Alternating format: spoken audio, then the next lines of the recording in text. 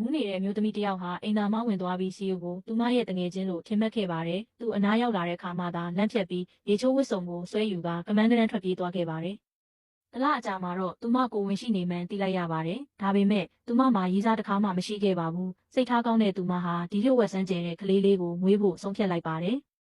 6 နှစ်ကြာပြီးနောက်သူမဟာချမ်းသာတဲ့မိသားစုတစ်ခုစီမှာအိမ်တင်ဆရာမအဖြစ်အလုပ်လျှောက်ဖို့ရောက်လာခဲ့ပါတယ်။သူမအထဲဝင်ချင်းမှာပဲကျုံနဲ့စုံပါတော့တယ်။သူတို့နှစ်ယောက်ကြည့်မိတဲ့အခါတယောက်နဲ့တယောက်ရင်းနှီးနေတယ်လို့ခံစားလိုက်ရပါတယ်။အဲ့ဒီအချိန်မှာပဲကောင်လေးတယောက်ပြေးလာပြီးစီယိုကိုဖေးဖေးလို့ခေါ်ကာဖက်လိုက်ပါတယ်။သူမကသူအိမ်အောင်ကျနေပြီလို့ထင်ခဲ့ပေမဲ့နောက်ပိုင်းမှာတော့အဲ့ဒီကလေးဟာစီယိုမွေးစားထားတဲ့ကလေးဖြစ်မှန်းအစီကံတွေပြောတာကနေသိလိုက်ရပါတယ်။အဲ့ဒီအချိန်မှာပဲသူမရဲ့သားလေးဖျားနေတယ်ဆိုတဲ့ဖုန်းဝင်လာတာကြောင့်သူမလည်းအောက်ထပ်ကိုကမန်းကရန်ဆင်းခွင့်တောင်းပြီးသားဖြစ်သူစီအမြင်ပြန်သွားပါတယ်။အဖွားအိုဟာကောင်လေးကိုမြင်ချင်းမှာပဲအံ့အားသင့်သွားပါတယ်။ကောင်လေးကစီယုံငငယ်တုန်းကနဲ့တထေရတဲ့တူနေလို့ပါ။ဒီကောင်လေးဟာစီယုရဲ့ကလေးများလားလို့သူမချက်ချင်းတန်တရားဝင်သွားပေမဲ့အမျိုးသမီးကတော့စီယာနဲ့တခါမှမစုံဘူးလို့ညင်းပါတယ်။အဲ့ဒီအချိန်မှာပဲငွေစားသားလေးထွက်လာတာကြောင့်အဖွားအိုကကလေးနှစ်ယောက်ကိုအတူတူပေးစော်ထားခဲ့ပါတယ်။လူကြီးတွေထွက်သွားတာနဲ့မွေးစားသားလေးကသူ့ရဲ့ဗီဇအမှန်ကိုထုတ်ပြပါတော့တယ်။သူကကောင်လေးကိုမြေကြီးပေါ်တွန်းချလိုက်ပါတယ်။သားဖြစ်သူဒဏ်ရာရသွားတာကိုမြင်တော့သူမအယမ်းလန့်သွားပါတယ်။စီယိုကကောင်လေးကိုဆေးရုံကိုချက်ချင်းပို့ပေးခဲ့ပါတယ်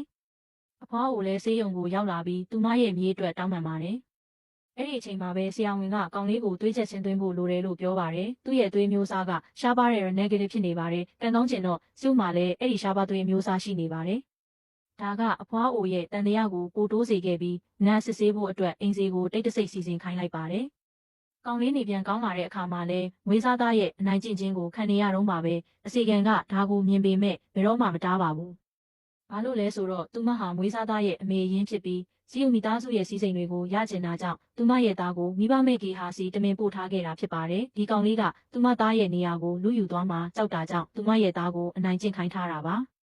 ကောင်လေးဟာသွားစရာနေရာမရှိတာကြောင့်အိမ်ခန်းထဲကိုသွားခဲ့ပါတယ်။သူစိတ်မကောင်းဖြစ်နေတာကိုမြင်တော့အဖွားအိုကသူ့ဘေးမှာအသားအရာထိုင်ခိုင်းပြီးမုတ်ကျွေးကနှစ်သိမ့်ပေးပါတယ်။အဲ့ဒီအချိန်မှာပဲအစီကံရောက်လာပြီး